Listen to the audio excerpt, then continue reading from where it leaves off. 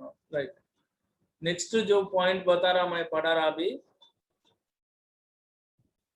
Classification of solid.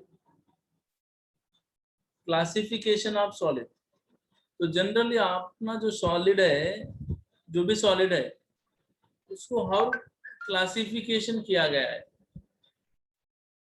Solid can be, generally देखो, solid can be classified into two types.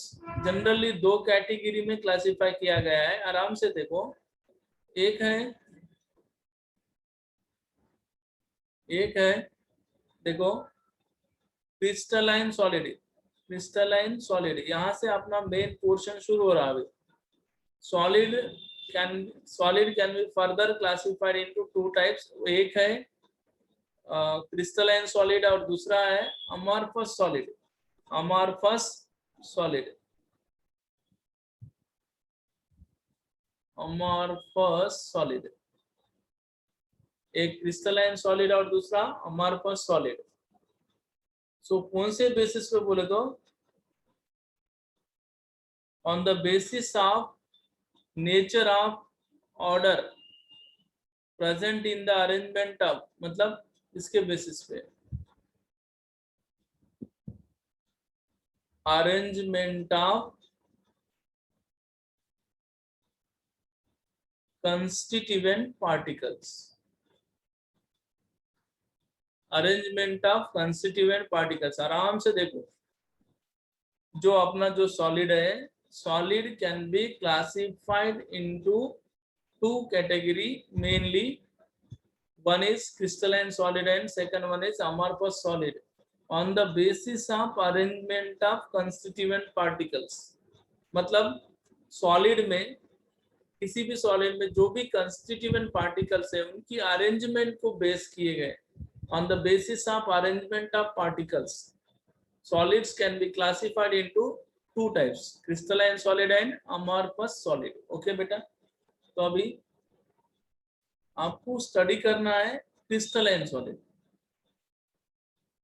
Crystalline solid, right, crystalline solid study करना है आपको। Crystalline solid, so what is crystalline? देखो simple है, particle का arrangement अगर regular है, long range order है तो क्रिस्टलाइन है, और पार्टिकल का अरेंजमेंट शॉर्ट रेंज है, मतलब रेगुलर और इरेगुलर है और शॉर्ट रेंज है, तो वो अमॉर्फस। तो पहला क्रिस्टलाइन सॉलिड के बारे में देखते हैं।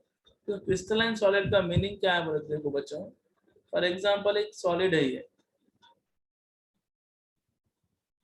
अब इस सॉलिड में जो भी पार्टिकल्स है, देखो 1 2 3 4, जो भी कंस्टिट्यूएंट पार्टिकल्स, इनका जो अरेंजमेंट है देखो, थोड़ा सा इधर उधर होते रहेगा, पर एक हिसाब से देखे तो अगर ये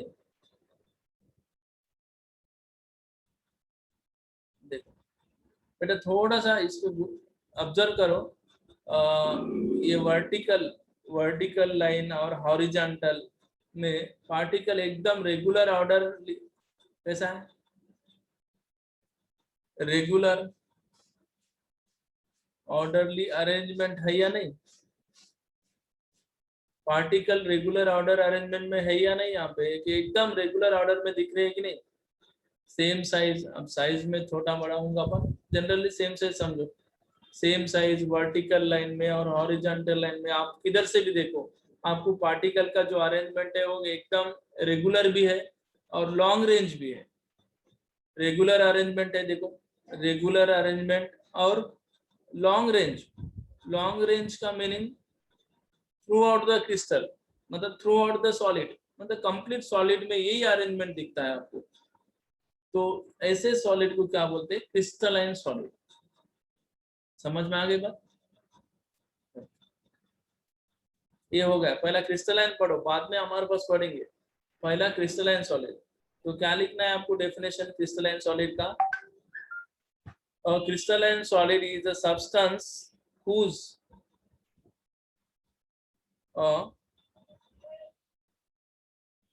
crystalline solid is a substance is a substance, right? Substance whose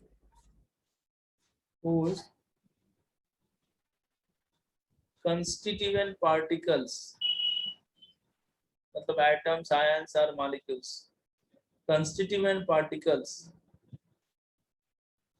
possess a regular, orderly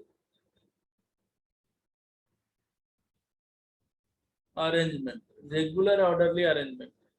A crystalline solid in a substance whose constituent particle possess a regular orderly arrangement. Clear है? Clear है? Yes या no? इतना ही बोलो. Yes, sir. Yes, sir. Yes, yes. Yes, sir. Yes.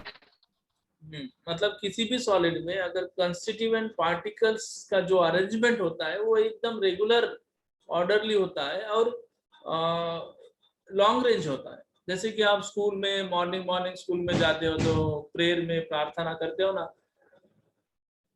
Pray करते हो, प्रार्थना करते हो, तो एक रेगुलर ऑर्डर में आपको अरेंजमेंट किया जाता है. 6th class, 7th class, 8th class, 9th class, 10th class, 11, 12 एक, और वो भी पहला सबसे आगे छोटे, बाद में जैसे जैसे हाइट के हिसाब से अरेंजमेंट किया जाता है. मतलब एक रेगुलर ऑर्डर उस तरीके का अगर अरेंजमेंट होता है सॉलिड में तो उसको क्रिस्टलाइन सॉलिड बोलते हैं. और रैंडमली इरेगुलर होता है तो वो अमारफस होता है. बस इतना ही डिफरेंस है. जस्ट डेफिनेशन की बात किए तो ये हो गया क्रिस्टलाइन सॉलिड. ओके, और इसके बारे में स्टडी करना है आपको, क्रिस्टलाइन सॉलिड के बारे में. बाद में इसका पूरा अपोजिट चले जाएगा अमारफस सॉलिड, क्रिस्टलाइन सॉलिड. तो पहला डेफिनेशन तो समझ में आ गया आपको. पहला पॉइंट हो गया डेफिनेशन वाला, राइट? देखो ये वाला डेफिनेशन क्या है इसकी.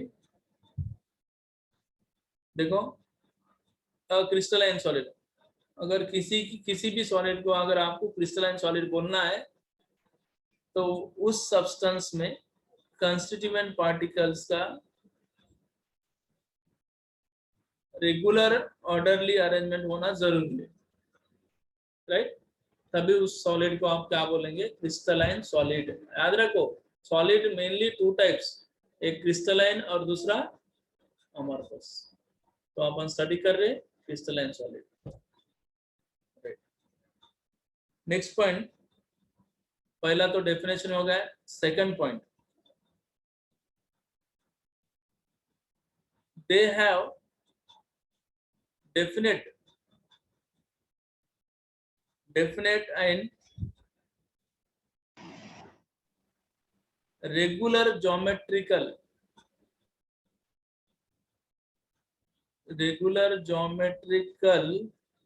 form, right? Next, तीसरा, they have definite means sharp Melting point. right, very good, melting point, right? Fourth, they have a definite heat of fusion. वही आता melting point आएगा. Fifth,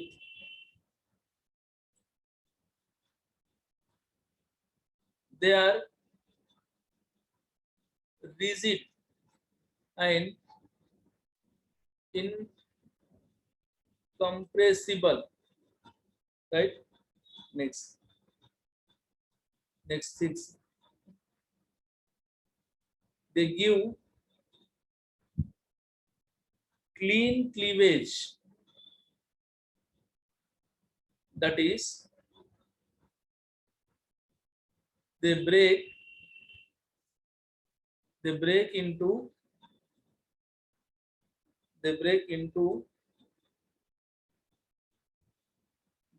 into pieces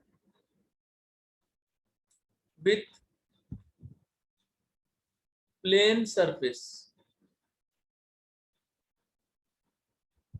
कसं आहे, लिहिलं तर समजते, डायरेक्ट सांगण्यापेक्षा थोडंसं लिहिलं तर तुम्हालाही समजते, चांगलं क्लिअर राहते. आता एक एक पॉइंट एक्सप्लेन करायचे. म्हणजे तुम्हाला क्रिस्टलाइन सॉलिडची मी कॅरेक्टरिस्टिक्स आणि डेफिनेशन थोडंसं समजून सांगायलो की क्रिस्टलाइन सॉलिड जो है वो रेगुलर ऑर्डरली अरेंजमेंट होता है, कंस्टिट्यूएंट पार्टिकल्स का अरेंजमेंट रेगुलर ऑर्डरली अरेंजमेंट होता है. दे have a definite regular geometrical form. Next they have a definite sharp melting point. Means ऐसा है कि क्रिस्टलाइन सॉलिड का मेल्टिंग पॉइंट शार्प मींस 150 पे मेल्ट होना है तो 150 पे, 60 डिग्री पे मेल्ट होना है तो एग्जैक्टली 60 डिग्री पे ही वो मेल्ट होता है, या 59 पे नहीं होता ना, 61 पे नहीं होता. They have a definite heat of fusion. मतलब हीट ऑफ फ्यूजन वही, मतलब हीट ऑफ फ्यूजन मतलब मेल्ट होना. They are rigid and incompressible. आपको पता है जनरली सॉलिड आर रिजिड भी होते हैं और इनकम्प्रेसिबल भी होते हैं, बट क्रिस्टलाइन सॉलिड कैटेगरी होती है ये. हमारे पास ऐसे नहीं होते. They give a clean cleavage. अगर आप किसी भी क्रिस्टलाइन सॉलिड को अगर आप कट करते हो, देखो ये सॉलिड को अगर आपने कट किया, अगर ये क्रिस्टलाइन सॉलिड है और आपने इसको कट किया तो दो पीसेस आ गए, और ये दो पीसेस जो होते हैं क्लीन कटअप होते हैं, क्लीन सरफेस से कट होते हैं, क्लीन सरफेस कट हो जाता है, right. Okay, they give clean cleavage means they break into two pieces with plain surfaces. ऐसा नहीं कि अगर एक सॉलिड है आपने कट किया, कट करने के बाद इधर जो पार्ट आया वो ऐसे इस तरह और इधर जो पार्ट आया इस तरह कट नहीं हुआ, वो एकदम क्लीन कटअप हुआ. जैसे आप एप्पल को कट करते हो तो दो साइड में क्लीन क्लीवेज होता है, उस तरह, right. They are true solid. Next point क्या है, इसको क्या बोलते हो, क्रिस्टलाइन सॉलिड को हर एक नाम क्या है, true solids. They are true solids. Important point है, ट्रू सॉलिड्स, ट्रू सॉलिड्स. अब यहां तक तो क्लियर है.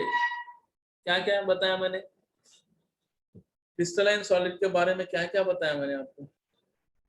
सबसे पहले ये बात याद रखो, क्रिस्टलाइन सॉलिड बोले तो क्या, constituent particle possess a regular orderly arrangement. पहली बात तो ये याद रखना है आपको. क्या याद रखना है, ये वाला, मतलब constituent particles possess a regular orderly arrangement, right. हो गया. उसके बाद में क्रिस्टलाइन सॉलिड के कुछ characteristics. they have a definite and regular geometrical form, they have a definite melting point, they have a definite heat of fusion, they are rigid and incompressible, they give a clean cleavage, that is they break into two pieces with plain surfaces. okay, ये हो गया. उसके बाद में they are true solids. crystalline solids are considered as a true solids.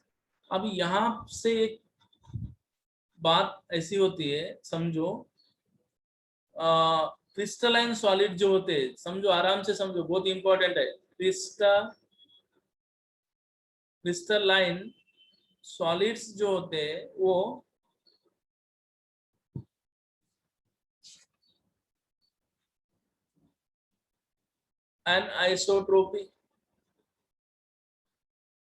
एनआइसोट्रोपी show करते हैं,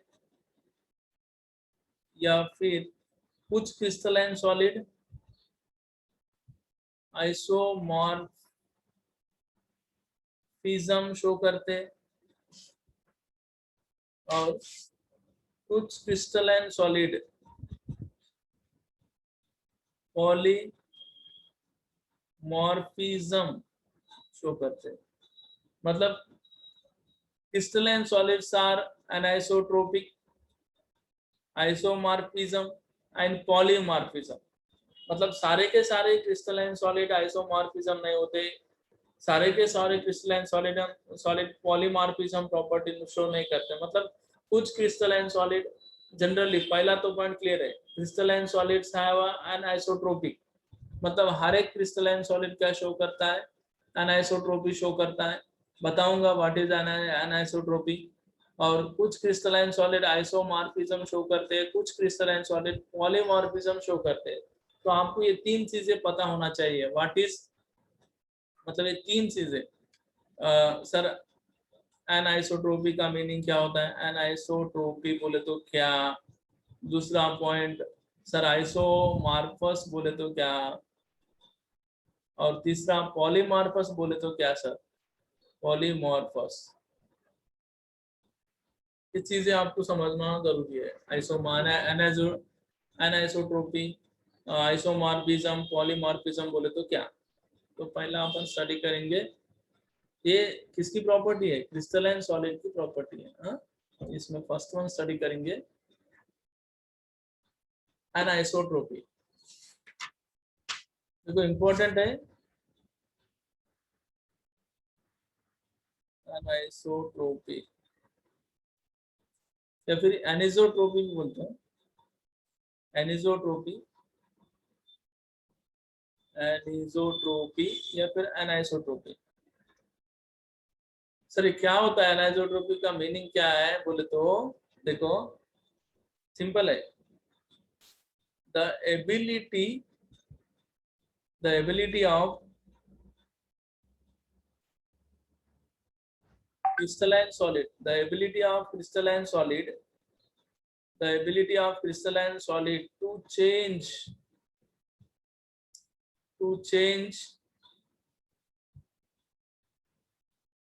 change value of physical properties when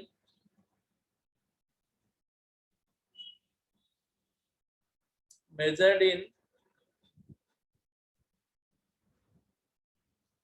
different direction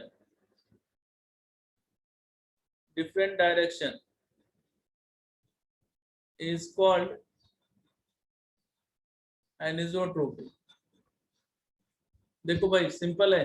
sir ये क्या लिखते हैं, क्या समझ में नहीं आ रहा। मतलब देखो the ability of crystalline solid to change its physical property या फिर कुछ भी फिजिकल प्रॉपर्टी समझो। The ability of crystalline solid to change its physical property when measured in different direction. मतलब इसका मीनिंग है समझो, सिंपल है भाई, कुछ नहीं है। देखो एक क्रिस्टलाइन सॉलिड है, देखो देखो आराम से देखो, आपको समझाऊंगा पहला, बाद में डायग्राम निकालूंगा। समझो एक अपना क्रिस्टलाइन सॉलिड है, समझो आराम से समझो, ये एक क्रिस्टलाइन सॉलिड है, ठीक है। तो आप क्या कर रहे हो, इस क्रिस्टलाइन सॉलिड की, ये जो क्रिस्टलाइन सॉलिड है ना भैया, क्रिस्टलाइन सॉलिड है, ये जो क्रिस्टलाइन सॉलिड है, इसकी आप क्या मेजरमेंट कर रहे हो, फिजिकल प्रॉपर्टी मेजरमेंट कर रहे हो। फिजिकल प्रॉपर्टी मेजरमेंट कर रहे हो। तो उसमें सर फिजिकल प्रॉपर्टी कौन सी फिजिकल प्रॉपर्टी मेजरमेंट कर रहे हो, समझो रिफ्रैक्टिव इंडेक्स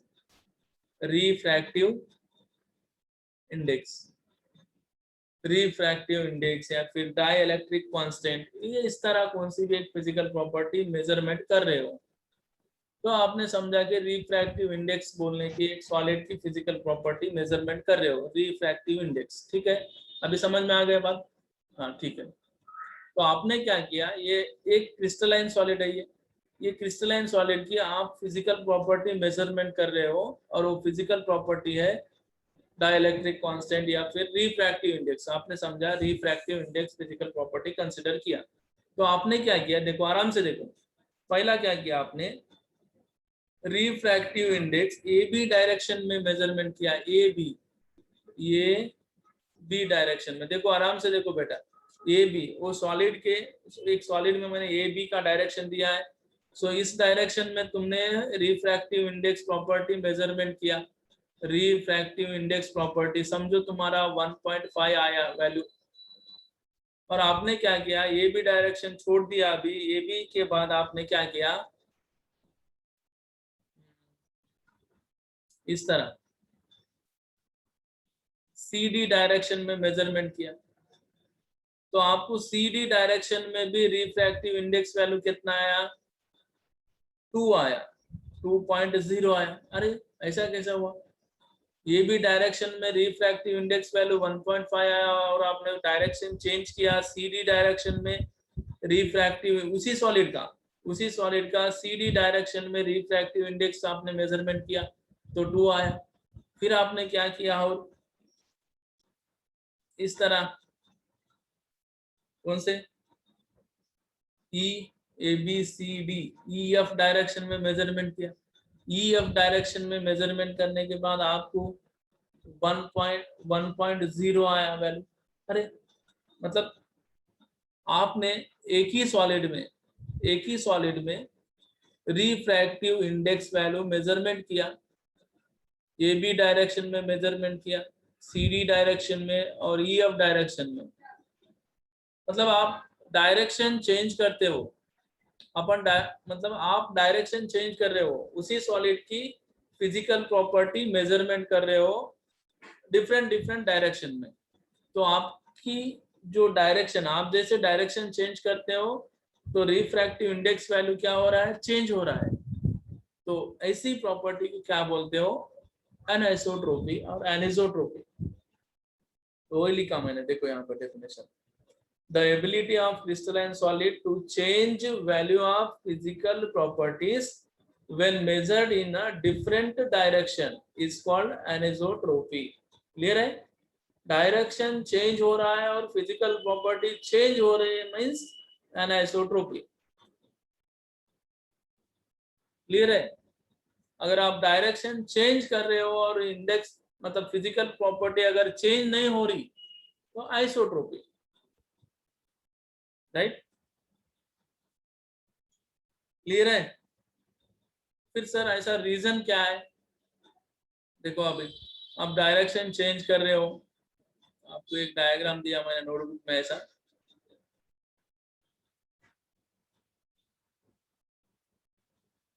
समझो ये 1 2 3 4 5, 1 2 3 4 5, 1 2 3 4 5 और यहाँ पर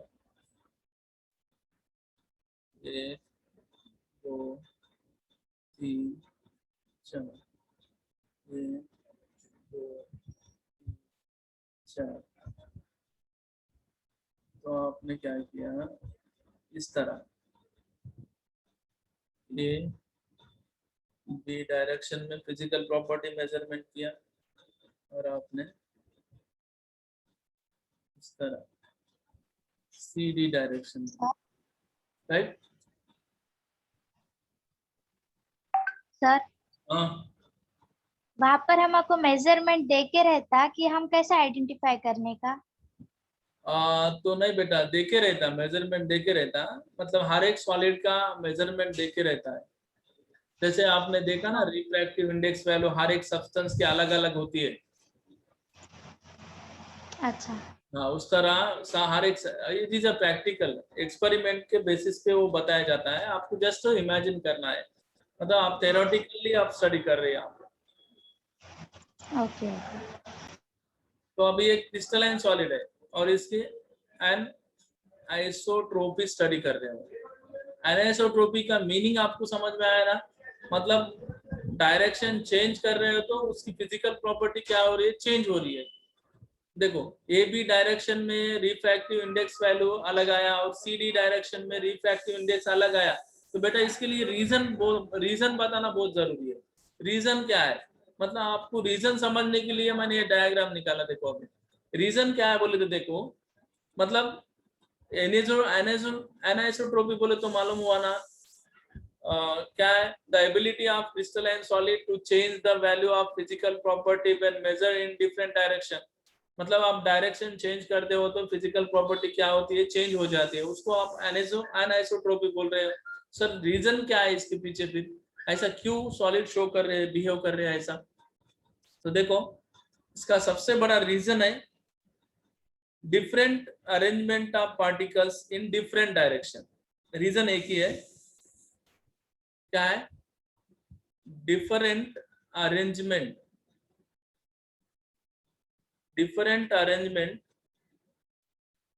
different arrangement of particles, different arrangement of particles in different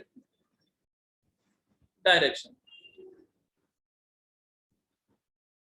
मतलब एक बात ये भी बोल सकते हो, कंपोजिशन जो है वो चेंज हो रहा है। जैसे जैसे आप डायरेक्शन चेंज करते हो तो उसका कंपोजिशन भी क्या हो रहा है, चेंज हो रहा है। देखो अभी, देखो आराम से देखो, जब ए से बी डायरेक्शन में जा रहे हो, ए से बी, तो देखो ए से बी जा रहे हो तब देखो एक साइड में क्या है,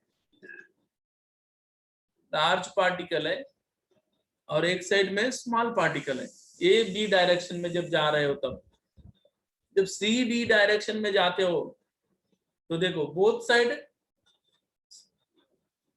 क्या है, लार्ज पार्टिकल भी है स्मॉल भी है, लार्ज है स्मॉल है, लार्ज है स्मॉल है, लार्ज है स्मॉल है। मतलब देखो ए बी डायरेक्शन में जो, मतलब ए बी के जो डायरेक्शन में पार्टिकल है वो एक तरफ से ब्लैक वाले है और एक तरफ से रेड वाले है। बट जब आप सी डी डायरेक्शन में जाते हो, सी डी डायरेक्शन में, तो ये सी डी डायरेक्शन में दोनों साइड में ब्लैक और रेड है, ब्लैक और रेड पार्टिकल्स है। मतलब देखो ए बी डायरेक्शन और सी डी डायरेक्शन में कंपोजिशन तो चेंज होगा ना फिर, मतलब different arrangement of particles in different direction. इसके वजह से क्या होता है बोले तो थोड़ा सा वेरिएशन होता है फिजिकल प्रॉपर्टी में। तो इस प्रॉपर्टी को आप क्या बोलते हो, एनिसोट्रोपी, राइट? क्लियर है?